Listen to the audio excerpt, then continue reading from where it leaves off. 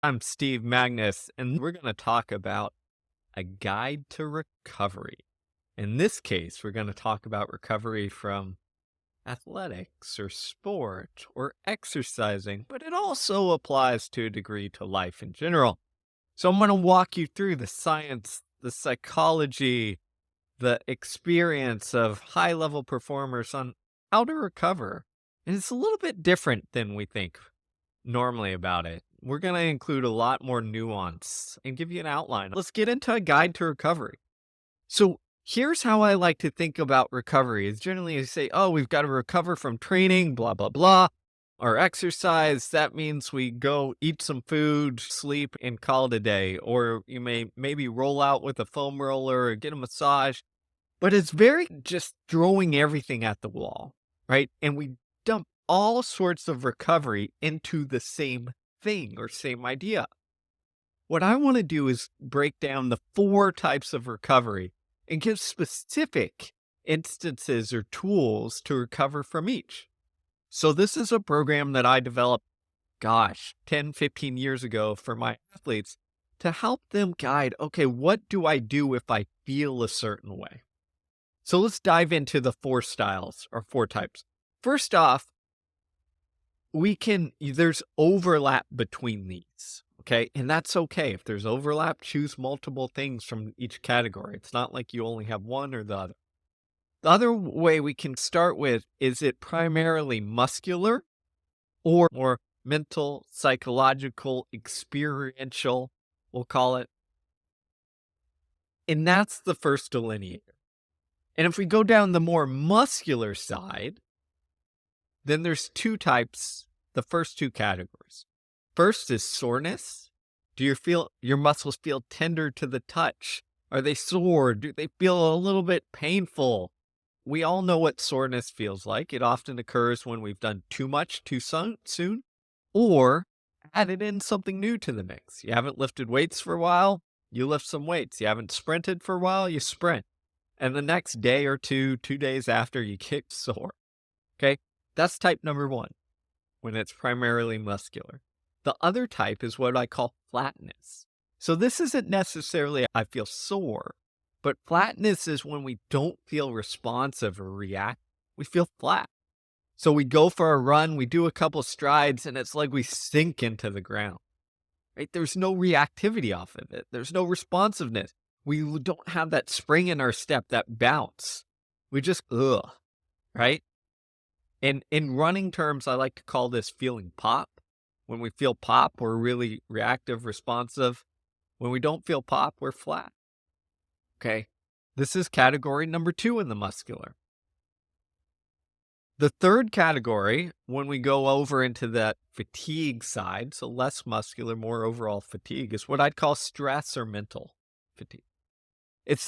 Stress is this general feeling of feeling frazzled, overwhelmed, maybe even anxious. It feels like your nervous system is like overdrive. You can't calm down. You can't turn it off. Those thoughts on what ifs, what if this happens? What about this? They just linger. You catastrophize, you ruminate. You feel that low level anxiety that just won't let go. Okay, that's the third type of fatigue. Our third type of recovery, what we're recovering from. And the fourth type is what I call lethargic.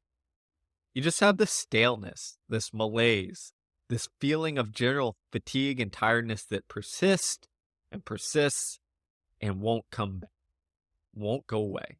The way I like to think of it is this: if we get on this, generally when we look at exercise, you apply a stimulus, you get a little bit tired, you feel a little bit of that kind of staleness, maybe even malaise, maybe even a little fatigue, but then you come out of it after a day or 2 or 3, depending on it. You come out of it. Lethargic means you stay in that rut. You ride that plateau of tiredness that persists. It's that low energy and poor general feeling or performance in your training, and it just won't go away. Okay, so those are our 4 types: soreness, flatness, stress, lethargic. Okay, so let's talk about why they occur and what we do about them. So let's start with flatness, okay? Flatness occurs when our muscle tension is off. What in the world does that mean? Think of it like this, okay? If we have a rubber band and I stretch that rubber band and it's nice, responsive, and reactive, I let it go and it shoots forward, right? Rubber band is good. Now, what happens if I have a rubber band that's kind of old or been stretched a lot and maybe even has been overheated or cold or what have you? It loses that stretchiness, right? The tension is off. You pull it back and it doesn't snap forward. You pull it back and it breaks. That's the same kind of tension or the idea that we have in our muscles. When our muscle tension is optimal, we have pop. When our muscle tension gets too low, we don't respond. That elastic quality of the muscle and tendon just are like that worn out rubber band. Doesn't respond back. What causes this flatness? Generally, it's too much of stuff. And generally, it's too much of high volume or intense work for too long. Okay? That causes us to get flat. What we have to do is we have to go in the opposite direction. To deal with this flatness, we have to increase our muscle tension. This often requires taking the volume of either easy stuff down or the volume of intense work down. So decreasing that load so that our muscle can come out of it. And then in addition to that, we can use small to big changes to get some pop back in the legs. So let's go through this. And I'm gonna go from smallest to largest. Okay, for example, if we're looking from a running standpoint, doing some fast strides will increase that tension. Why? They're nice, reactive, responsive. We're putting force into the ground, but really quickly. Okay, you increase that tension. We can do things like jumping rope for a short period of time. Why? Reactive, responsive, get our muscles primed and going. We can do plyos. I love starting off, especially if you're really flat, starting off with plyos in the pool. What are plyos? Just think of hops, skips, jumps, things that are very reactive. And then going from the pool to on ground. Why do I start in the pool? Because often what happens is that decreases that eccentric load because the pool takes away some of that load because gravity or our movement is slowed down. So the load isn't. We can do things like reactive hops or quick feet or quick steps or drop jumps where you drop from a slightly elevated box and try and react really quickly. If you're really feeling flat or doing some sort of what I'd call cut down workout or sprints with lots of rest, it includes power exercises. So box jumps, bounds, some weighted power exercises.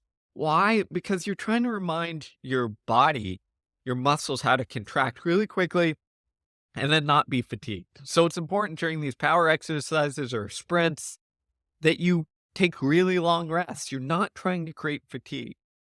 One of my big indicators or dealings with this that I like to use is sprinting up a hill. Again, sprints. So 6 to 8 seconds, not very long, near max, but full recovery. Just do, again, 4 to 8 reps total of that if you're used to sprinting. If you're not, don't start with sprinting. Do the other things first. Why does this help? Because it gets us back in our muscles, back in that reactive, responsive, changing that muscle tension. So we increase that muscle tension. So we get out of that kind of flatness phase. Okay. So again, the way I like to think of it is reactive, quick, no fatigue. Your goal isn't to create fatigue. Okay. People ask me, well, if I feel flat, what if I just rest? Sometimes rest helps, but often not as much as you think. Rest will take away some of the other things around flatness. But what we really need is to remind your body how to kind of respond and react really well. Okay, let's go into the next one. Soreness. We feel that soreness, that pain, that dull kind of feeling in our legs. What do we do here? So a couple different things. First, I'm a big believer in getting in the pool. Why? Have you ever seen those like Normatec things that apply pressure up your legs and have that gradient pressure to get blood flow going? The pool, standing in the pool does that itself because of the hydrostatic pressure, right? What happens, hydrostatic pressure pushes that blood flow up and gets that blood flow going. Okay. So get in the pool.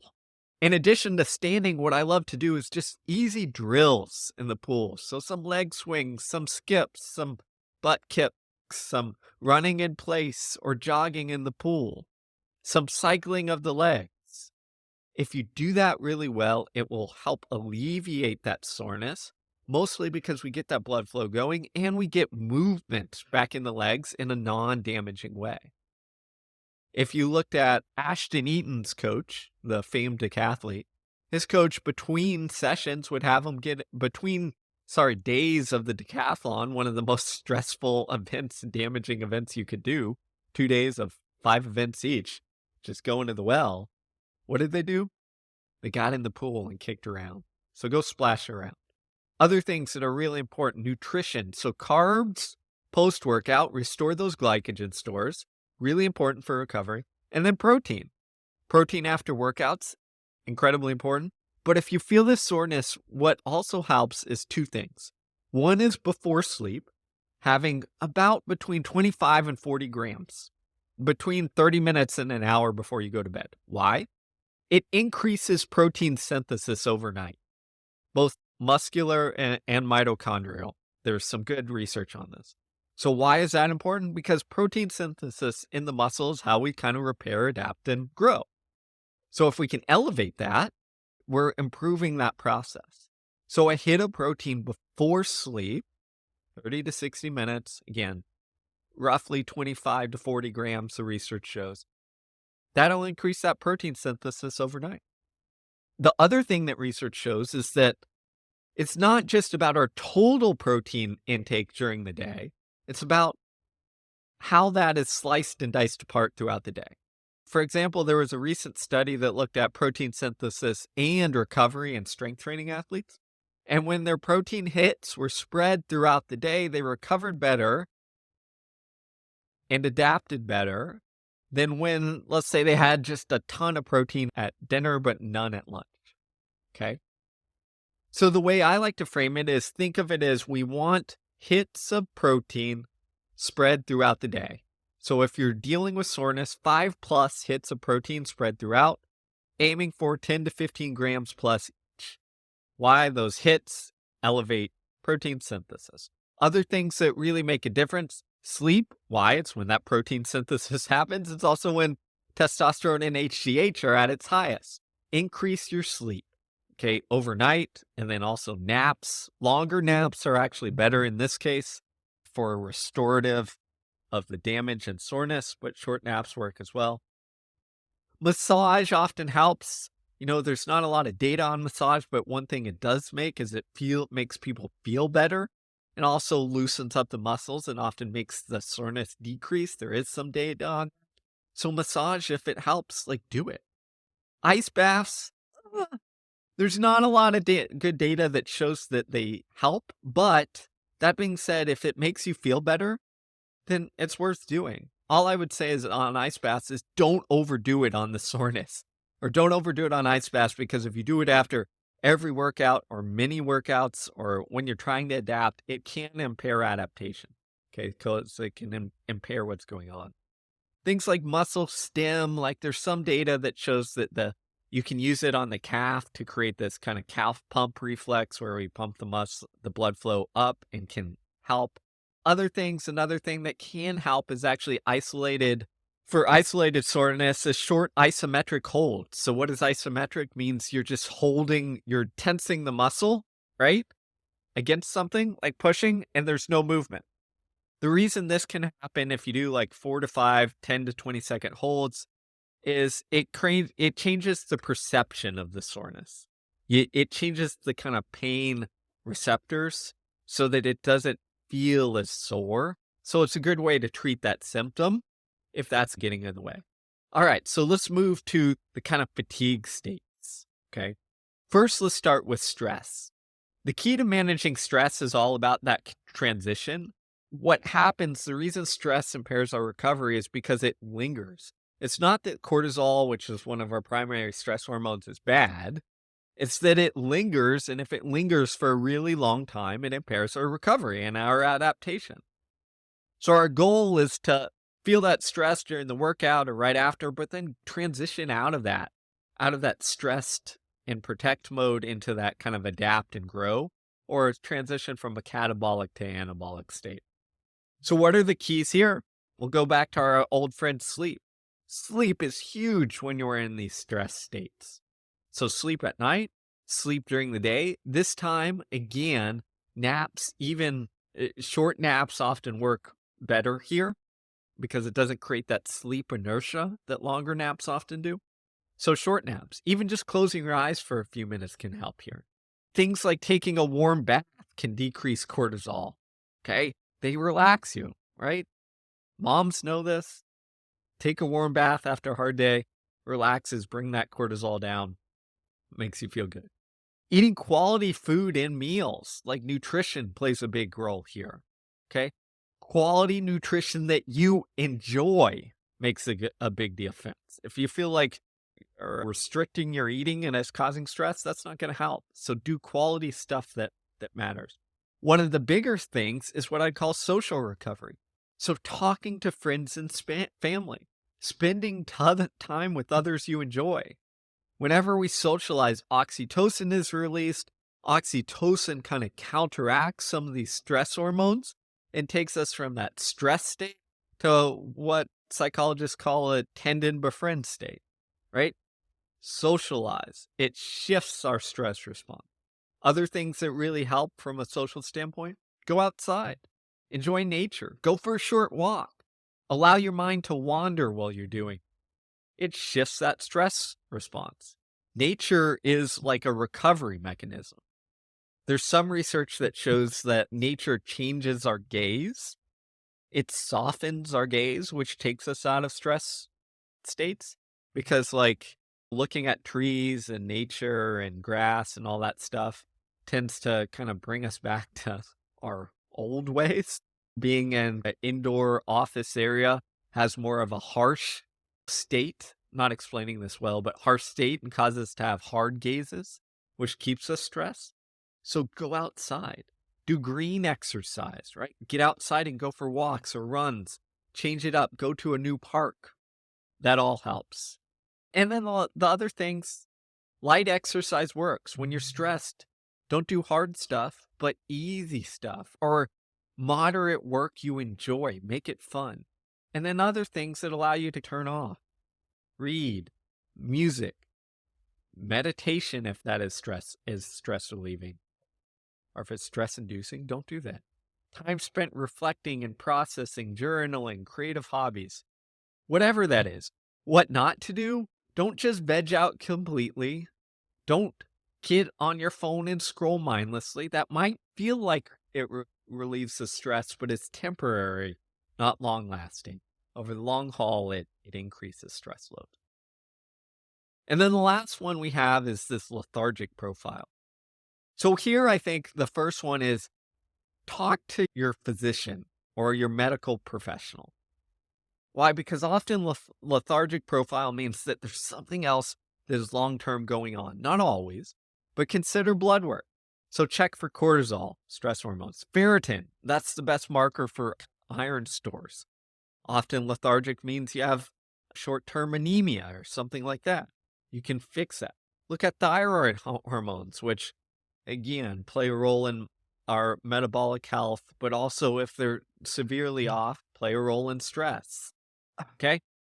You can even look at things like testosterone. Drops in testosterone are associated with high levels of training and fatigue. If you pound the training, testosterone levels come down. Vitamin D, vitamin B, the B vitamins. You can look at immune system markers.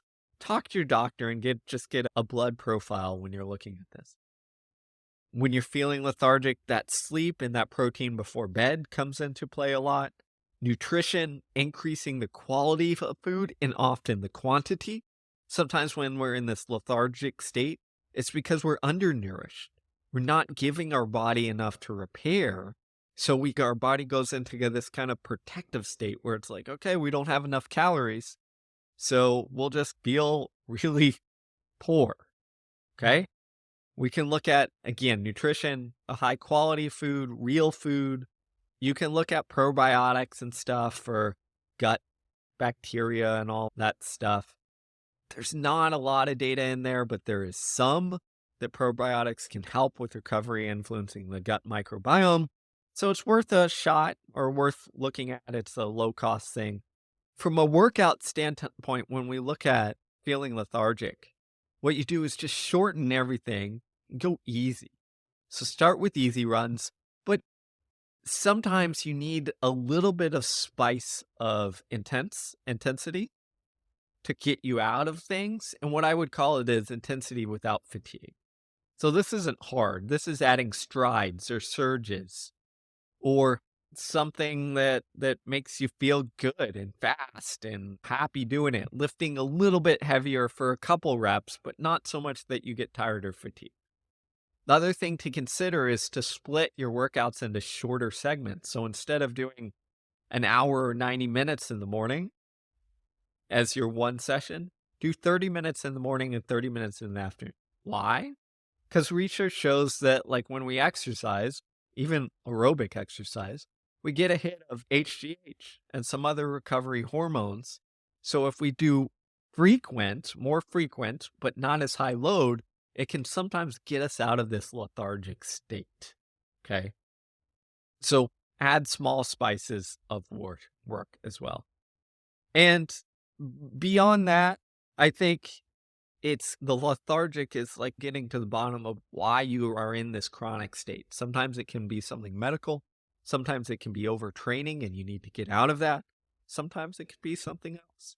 So there you go. Those are the 4 styles or profiles of recovery. Again, sometimes you have multiple of them, and that's okay. Choose multiple things from each. But what this gives us an idea is how to attack the actual problem of recovery instead of saying, oh, I'm tired, I'm fatigued, I need recovery, and just jumble it all together. Now, there's overlap, as we said, sleep, nutrition, etc., that help. But hopefully this gives you some guidance for how you're feeling to help you get back to feeling normal. So there you go. There's the Steve Solo podcast on recovery. I hope you found it enjoyable and valuable. If you like this sort of information, follow along. Maybe share it with a friend who was in that rut of overtraining or not recovering and needs some help. Share it with them. Always helps the podcast. And if you haven't yet, check out Brad's new book, Master of Change, and check out our newsletter on the growth equation. We appreciate you listening. And until next time, everybody, take care and best of luck in everything that you're doing.